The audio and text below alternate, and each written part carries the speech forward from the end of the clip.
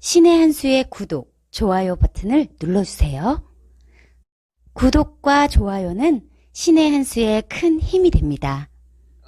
변호사님, 윤석열 얘기 준비해 오셔서 네. 안 할 수가 없겠어요. 예, 그다음 예. KBS 얘기 쭉 이어가서 예, 좀 예. 해주죠. 중요한 문제들이 많은 것 예, 같아요. 예, 예. 네네. 일단 지금 이제 윤석열 검찰총장이 이제 임명되고 나서 지금 이제 검난이라고 보통 얘기할 정도로 지금 거의 60명, 70명에 가까운 지금 이제 그 검사장 포함된 검사들이 사표를 쓰고 나갔어요. 그죠? 그래서 지금 이제 그 어느 사설에 보면 그럼 검찰은 충견이 아니면 다 좌천이냐라고 지금 얘기를 하는 상황이에요. 그래서 지금 역대 그 검찰 인사에서 사실은 좀 정치적인 영향력 없진 않았죠. 네. 근데 이렇게까지 심한 적은 본 적이 없는 것 같아요. 어, 같은 동기들로 해서 요직을 차지하고 그리고 자기 수하에 그리고 그 이제 그 밑에 차장으로 데리고 있던 그런 검사들 다 데려가고 그리고 지금 뭐 하자는 거예요? 그러니까. 뭐 하자는 거예요? 그간에 사실은 본인은 이제 그간에 얘기한 게 사람에 충성하지 않는다라고 얘기를 했어요. 근데 중앙지검장 하는 과정에서 사람에만 충성했더라. 그잖아요. 특정 그렇죠. 문재인 대통령이라고 하는 사람에만 충성했다라는 평가가 더 높아요. 그죠? 이제 게다가 뭐 문재인 대통령이 임명하는 과정에서 살아있는 권력에 대해서도 우리가 검찰이 수사해야 된다. 얘기하는데 하지 말라는 얘기하고 똑같은 거예요. 네, 그러니까. 그잖아요. 예. 그리고 과연 뭘 할까요? 지금 현재 지금 적폐 수사라고 해서 중앙지검에서 그간에 보여줬던 게 뭐였어요? 지금 이제 정말 무자비한 수사였잖아요. 정말 지독하고 집요한 수사였어요. 네. 그거를 계속해서 하겠다라고 하는 거죠. 임기 내내 적폐 수사하겠다라고 하는 거에 얘기하고 이어받아서 계속 하겠다라고 하는 얘기인데 아주 걱정스럽습니다. 걱정스럽네요. 예. 네. 아, 참 윤석열 문제. 그것도 일부에서는 말이죠, 변호사님. 좀 지켜보자. 예. 언젠가는 자신의 또 목적을 위해서 정권을 또 탁 뒤통수를 그게 검찰 칠 날도 올 조직입니다. 거다. 지난번에 그 이제 박근혜 대통령의 이제 그 탄핵 즈음에서 네. 보여줬던 검찰의 모습 우리 기억하시죠? 예, 예. 예, 검찰의 모습은 그렇다고 봐요. 총선 때 국민들의 엄중한 심판이 있다면 그 심판에 따라서 움직일 수 있다고 봅니다. 네. 왜냐하면 내임덕 상황이 발생을 하고요. 검찰에서 수사할 그런 거리들이 많이 나타날 거예요. 이유는 뭐냐? 절대적인 권력은 절대적으로 부패하게 돼 있어요. 그죠? 그 부패된 상황들이 틀림없이 레임덕 상황에서 발생할 겁니다. 네. 그러면 검찰은 어떻게 하겠어요? 그거 지독하고 집요하게 수사를 해야죠. 저는 그런 상황들이 발생하리라는 가능성이 보인다고 생각합니다. 예. 배제할 수 없다고 배제할 수 생각해요. 없다. 예. 예.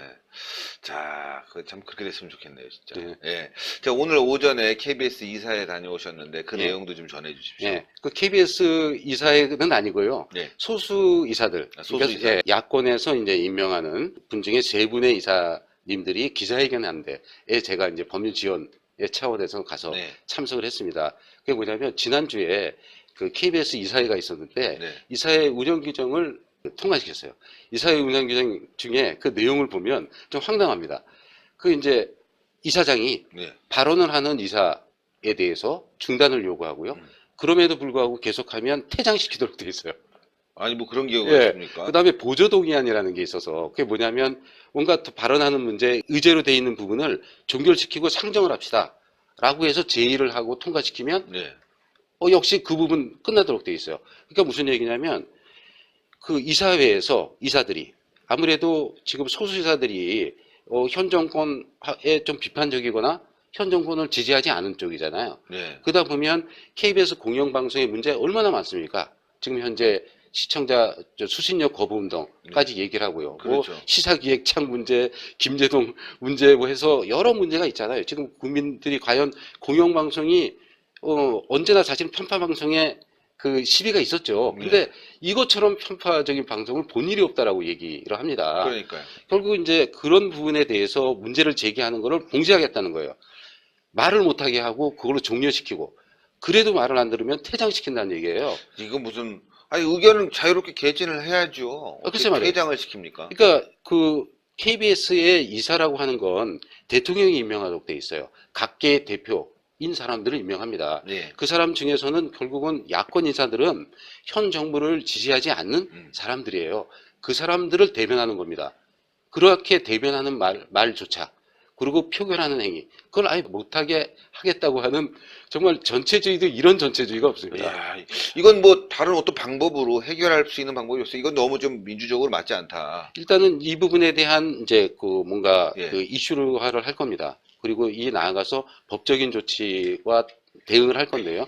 거기에 지금 이제 저 포함해서 지금 이제 한변하고 변호사 연합에서는 이제 도와주기로 했고, 지금 현재 소수이사들은 그야말로 이 KBS의 공공성을 지키기 위해서, 공영성을 지키기 위해서 이제 정말 본인들이 희생하겠다 이런 각오에 있습니다. 예, 아이고 진짜 잘 됐으면 좋겠습니다. 어쨌건 말이죠. KBS가 너무 막 편파적으로 흘러가고 말이죠. 한쪽 방향으로 흘러가다 보니까 국민들이 제대로 된 정보를 알 수가 없지 않습니까? 국민의 세금으로 운영되는 방송이 이렇게 편파적이라는 건 정말 어이가 없는 상황인데요. 지금 지지율과 관련해서 믿을 수는 없지만 말이죠. 자유한국당이 살짝 오르고 네. 민주당은 좀 떨어졌습니다. 물론 이제 안보 이슈와 관련해서는 그렇고요. 네. 이 반일 프레임과 관련해서는 오히려 표를 얻고 있다. 지지율을 올리고 있다. 네. 그래서 저렇게 좀 뭐 이렇게 완전히 뭐 떨어진 건 아니고 저렇게 좀 유지를 하는 것이 아닌가 싶을 정도로 말이죠. 예. 아, 진짜 근데- 이게 이 반일 프레임이 먹히긴 먹히네요. 먹히죠. 그 이전에 이제 그 이명박 대통령 때도 그랬고, 예. 박근혜 대통령 때도 그랬고, 지금 이제 어떤 이제 일본과 관련된 부분에서의 어떤 이제 그 여론조사는 항상 그 요동이 있었어요. 네. 근데 요동이 있었지만 한계가 있다고도 보통 얘기해요. 그러니까 60% 이상은 안 넣는다라고 이제 보통 이제 얘기를 제가 좀 들었어요. 네. 근데 지금 이제 여론조사 관련해서 지금 이제 여론조사가 잘못됐다라고 얘기하는 분들이 꽤 많아요. 근데 사실은 이제 어떤 부분을 봐야 되냐면, 여론조사는 과학이다 저는 이제 생각하는 부분이 있고, 네. 추세라고 아까 우 기자 말씀하시던 거 그거 맞아요. 왜 어떤 상황이 나와야 되는지 이제 우리가 좀 봐야 되는데, 특히 이제 우리 저 보수층, 특히 우파 이런 분들은 이제 이 여론조사에 대해서 굉장히 좀 참여율이 떨어져요. 네. 예, 그 다음에 이제 현 정권에 반대되는 입장이다 보니까 너 현 정권 반대하니? 라고 했을 때에 그런 좀 우파적 사고를 갖고 있는 분 중에는 대답을 안 해요. 그러니까. 예, 여론조사 자체를 당장 저희 집도 그런데 네. 아예 끊어버려요. 그러다 보니까 거기 실제의 어떤 여론조사 중에서 상당 부분 저는 한 20%까지도 보고 있는데, 그런 정도에 해당하는 현 정권의 반대층은 빠져 있다라고 봐야지 맞다고 생각을 해요. 예. 그리고 또 하나가 뭐냐면, 현 자유한국당 그리고 이전에 박근혜 정부에 대해서 실망한 계층이 예. 적지 않다. 근데 그분들은 결국은 문재인 대통령 그쪽을 지지하는 사람들이냐? 그런 건 아니거든요. 이제 그런 분들이 상당히 이제 어떨 때 그 이 선택이 여론조사에 또 반영되는 측면이 있다라고 한다면, 결국은 그냥 현 추세를 나타내고 있는 것이지 그게 여론 그 자체를 반영하는 건 아니지만, 우리는 이 부분은 주목할 필요가 있다. 저는 그렇게 생각합니다. 네, 그러니까요. 자, 변호사님, 이번에 그 일본의 이제 백색 국가 제외로 여러 가지 이제 논란이 분명히 있지 않겠습니까, 네. 우리가? 이게 이제 국민들이 좀 알아야 될 부분, 이 좀 뭐 축구 경기처럼 보고 있어요. 네. 우리가 이제 피해를 당할 뿐이 없는 상황인데 말이죠. 예. 예, 그렇죠. 지금 이제 뭐 많은 여러 이제 분들이 말씀하시는 게 지피지기면 백승백승인데, 지금 상황이 과연 지피지기 상황이냐라는 얘기들을 많이 해요. 예. 지금 가장 이제 일본한테 원죄가 있고, 일본의 수출 규제가 자유무역 그 국제 질서에 위배된 거가 그건 맞죠. 맞죠? 예, 근데 그럼에도 불구하고 일본이 왜 저러냐? 우리 보고서 왜 그러느냐? 그 다음에 일본의 어떤 이제 그 일본 국민들이 생각하는 바도 과연 어떻게 생각하고 있느냐? 이런 부분을 우리가 좀 봐야지 된다는 거예요. 그 점에서 이제 그 일제징용 판결에 대한 우리 나름대로의 새로운 검토가 필요하다는 이제 얘기를 하고요. 그 다음에 한일 청구권 협정에 있어서에 대한 어떤 해석, 평가 이런 부분도 지금 다시 필요하다. 이런 얘기들을 지금 하고 있죠. 네. 근데 저는 이런 생각을 해요. 지금 일본이 왜 저럴까? 일본이 지금 특정 국가에 대해서 이렇게 그야말로 이런 공격을 하는 거, 이건 아주 드문 일이에요. 아주 드문 일. 아, 드문 일. 그럼요.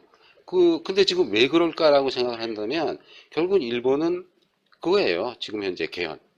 그야 전쟁할 수 있는 나라로의 개헌을 그렇죠, 개요. 할 수 있는 그런 기회다라고 보고 있고요. 지금 현재 글쎄 어떤 측면으로 보면은 지금 문재인 정부 쪽에서 이게 반일 프레임 거는 거, 음. 이걸 이용하는 측면도 있다고 저는 생각을 해요. 그렇죠. 그 점에서 굉장히 조심해야 된다라고 하는 거예요. 우리가 함부로 군사정보보호협정 있죠? 그 부분 파기하겠다 얘기하는 거, 이런 부분도 조심해야 돼요. 그게 어떻게 하면은 결국은 일본에서 얘기하는 개헌을 정당화할 수도 있는 거예요. 그다음에 독도에서 지금 우리 훈련한다 그러잖아요. 네. 이거 굉장한 이제 또 일본을 자극하는 일이 될 건데 네. 그런 부분도 조심해야 된다는 얘기예요.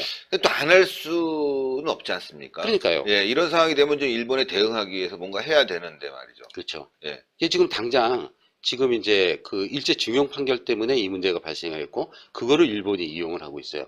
그럼 우리가 일제징용 판결에 대해서 과연 우리가 어떻게 외교적으로 해결할 건지에 대한 아하, 얘기를 그렇죠. 해야 돼요. 예, 예. 그다음에 근데 이거를 지금 이제 상권 분립이 있는데 그 정권이 나서가지고 정부가 나서서 어떻게 법원에 판결을 갖고 뭐라고 할 수 있느냐라고 얘기하지만 그거는 다른 문제죠. 그 실제적으로 이게 외교적으로 문제가 됐다면 대통령은 국가 원수의 지위잖아요. 국가를 대표하는 지위고 이 부분에 대해서 일본하고 문제를 해결을 해야 된다라고 하는 것이고요. 그 점에서 제가 이제 전에 얘기했고 우리 한변에서 이제 성명 나왔던 것이 거기 한일 청구권 협정에 나와 있는 대로 중재에 응해라. 그 다음에 국제사법재판소 일본에서 제소한다고 했을 때에도 역시 응하라는 거예요. 일본의 불법적인 지배가 잘못됐고 그로 인해서 우리가 피해를 봤다고 생각해서 판결을 내렸다면 그 판결의 정당성도 받아야 되는 거 아니냐는 거죠. 예, 예. 국제사회가 아니라고 하면 아니는 것도 받아야 되는 거고요. 그게 정정당당한 모습이다 이렇게 저는 생각합니다. 네. 신의 한 수의 구독, 좋아요, 알림 방법입니다. 보실 영상을 눌러주세요. 아래의 구독 버튼을 눌러주세요. 그럼 종 모양이 나옵니다. 그 종 모양을 눌러주시면 신의 한 수의 새로운 영상들이 알림이 울립니다. 그리고 엄지척 좋아요 버튼을 눌러주세요. 여러분의 구독, 좋아요 버튼은 신의 한 수의 큰 힘이 됩니다. 댓글로 여러분의 많은 의견도 듣고 있습니다. 응원의 댓글도 부탁드립니다.